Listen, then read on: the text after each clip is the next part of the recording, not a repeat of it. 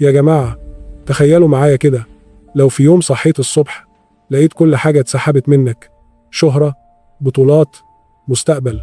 ده بالظبط اللي حصل مع محمد علي كلاي، الراجل اللي كان بيطير كالفراشة ويضرب كالنحلة. محمد علي كان بطل العالم، صوت الجمهور بيهتف، الأضواء عليه، وفجأة الحكومة الأمريكية بتطلبه يدخل الجيش.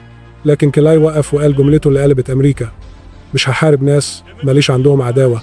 القرار ده قلب الدنيا عليه، اتسحب منه اللقب ومنعوه من اللعب، وبدأت حياته تتقلب حرفيا. وهنا بسألكوا، لو كنت مكانه تختار المبدأ ولا الشهرة؟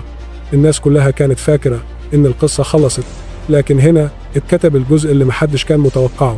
كلاي رجع للحلبة من جديد، زي الميم المشهور بتاع راجع لك أقوى من الأول، ودخل أشهر نزال في التاريخ، نزال الغابة ضد جورج فورمان، الراجل اللي كان ترند أمريكا وعرف إنه لا يهزم. بس كلاي قلب المعادلة وقلب الترند، وقال للعالم كله: أنا مش بخاف، أنا بعمل المستحيل. كلماته يا جماعة فضلت تعيشوا بعدها. أنا الأفضل، لو قدرت تتخيله تقدر تحققه.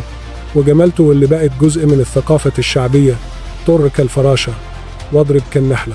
تخيل إن الجمل دي اتقالت قبل زمن السوشيال ميديا، ومع ذلك لسه بتأثر في الناس لحد النهاردة. قولولي إيه أكتر كلمة من كلامه خلتكم تفكروا؟ قصة محمد علي مش مجرد قصة ملاكم، دي قصة واحد وقع وقام، خسر وكسب، ضحى بمستقبله عشان مبدأ.